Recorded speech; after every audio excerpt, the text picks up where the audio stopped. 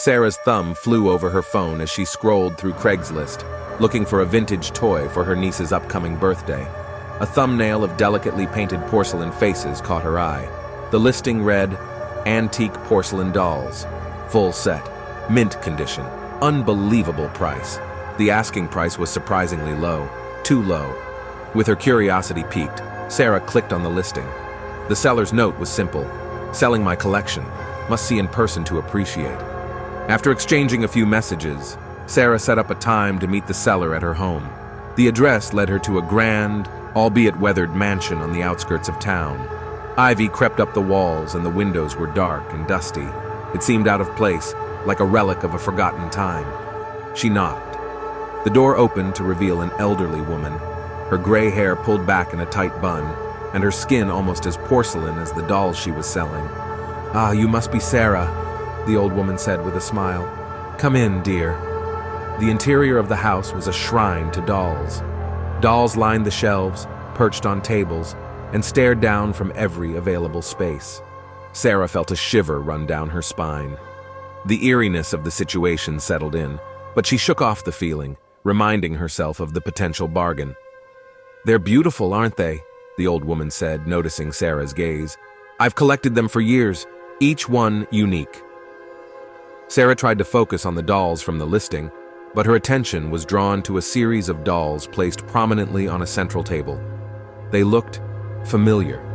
She squinted, recognizing the features. The last one looked just like a girl she'd seen on a recent missing persons report. As she was about to ask, the old woman said, "You must be thirsty from your journey. How about some tea?" Before Sarah could refuse, the old woman had already poured a steaming cup and handed it to her. Feeling it would be rude to decline, Sarah took a sip. It had a peculiar taste, slightly bitter but masked by the sweet undertone. As they chatted about the dolls, Sarah's eyes grew heavy. Her head spun, and the room started to blur. "Feeling tired, dear?" The old woman's voice echoed in her ears. The next thing Sarah knew, she was waking up in a dimly lit room. Her hands and feet were tied, and her mouth gagged. Panic surged through her as she tried to make sense of her surroundings. In the faint light, she could see more dolls, but these were different. They were unfinished, lacking paint and clothing. The door creaked open, and the old woman stepped in, holding a tray with tools that looked suspiciously like the ones used for making dolls. "I knew you'd be a perfect addition," the old woman crooned. "Such a pretty face. It'll look lovely on my shelf." Sarah's heart raced as she pieced together the horrifying reality. The old woman didn't just collect dolls, she made them, and not just out of porcelain. With every ounce of strength, Sarah began to struggle, knowing she had to escape or become the next lifeless face in the old woman's gruesome collection. Dave had always been drawn to the mysterious allure of art. From the vibrant colors to the emotive brushstrokes, each piece told a story. When he stumbled upon a listing for an antique painting on Craigslist, the ethereal image of a young girl with sorrowful eyes captivated him. He couldn't resist and made the purchase. The painting arrived wrapped in old, worn-out paper. Once unveiled, its beauty seemed even more mesmerizing in person. The young girl's expression was hauntingly melancholic. Her pale skin contrasted sharply with the dark, foreboding woods that framed her. Proud of his find, Dave hung the painting in the heart of his living room.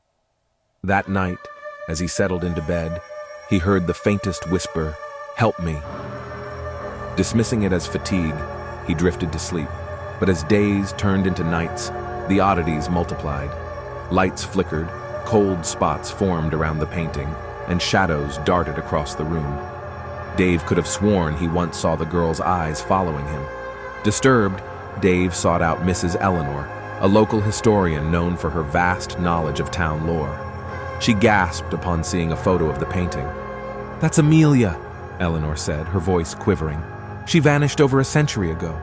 Rumors say she was lured into the woods, and her spirit was trapped by a malevolent force. The artist who painted her was found dead shortly after completing this very piece."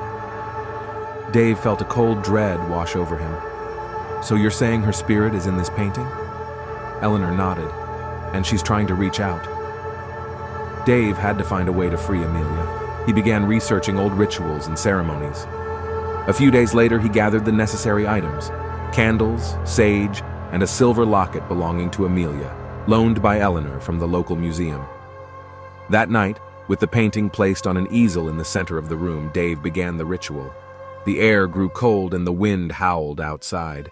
Reciting an old incantation, he felt a powerful energy swirling around him. Suddenly, the painting trembled. The candles blew out, and a ghostly figure emerged. It was Amelia, her transparent form looking just as it did in the artwork. "You've come to free me," she whispered, her voice echoing with sadness. Dave nodded, holding out the locket.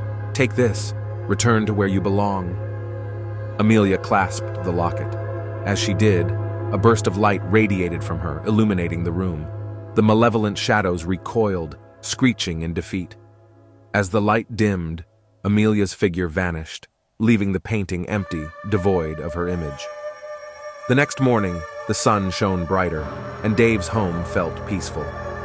Grateful, he decided to frame the now blank canvas as a reminder of the mysterious journey he had embarked on and the spirit he'd set free. Monica's love for photography led her to countless thrift shops and online listings. On one lazy Sunday, she stumbled upon a Craigslist ad showcasing a vintage camera in pristine condition. The price was unbelievably low, so she jumped at the chance. They agreed to meet at a bustling city park. Monica spotted the seller, a gaunt man with sunken eyes. He clutched the camera as if it was his lifeline. Monica approached him, and without a word, he handed her the camera. His voice, barely audible amid the park's noise, whispered urgently, "They're watching." Confused, Monica tried to question him further, but when she looked up, the man had vanished, leaving no trace behind. Shaken, she inspected the camera, finding nothing amiss. However, the following week, Monica received an envelope in the mail. Inside were candid photos of her, walking her dog, at the cafe, and even in her backyard, always shot from a distance but unmistakably her. Paranoia crept in. She became wary of her surroundings, feeling eyes on her wherever she went. Determined to get to the bottom of this, Monica decided to look into the camera's history. A deep dive into online forums led her to a thread about a photographer named Jacob, known for his investigative photography. He had disappeared decades ago while researching a reclusive cult known as the Silent Watchers. The last item he was known to possess? The very camera now in Monica's hands. With growing horror, Monica realized she wasn't just being watched, she was being hunted.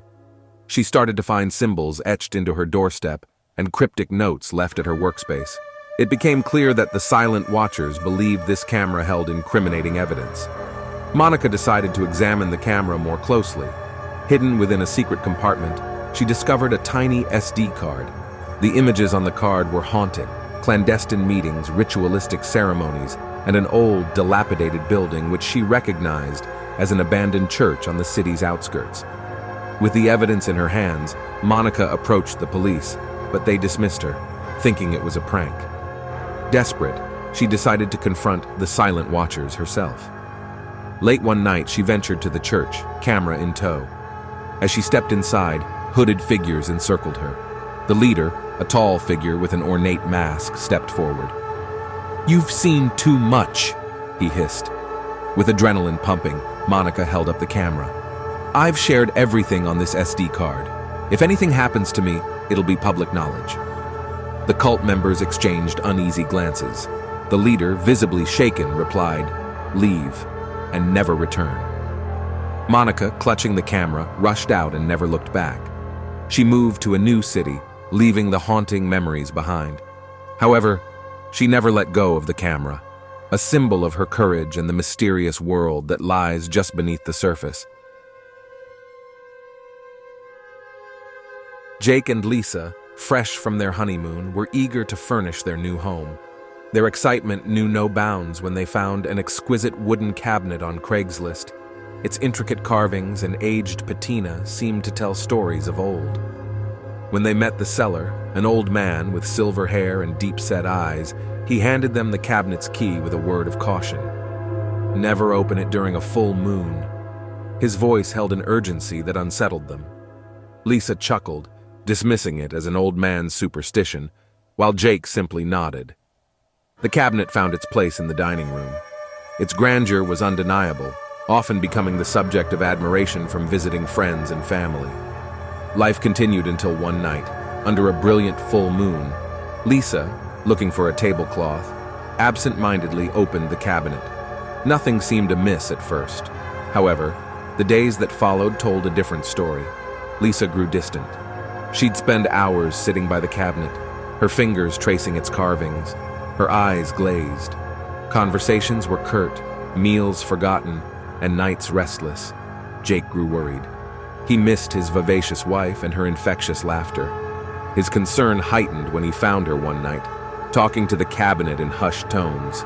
Desperate for answers, he revisited the Craigslist ad. The seller had left an email, and Jake sent a frantic message detailing Lisa's strange behavior. The reply came swiftly. The cabinet houses an ancient spirit, bound to it by a powerful sorcerer. During a full moon, the boundary between our world and the spirit's weakens.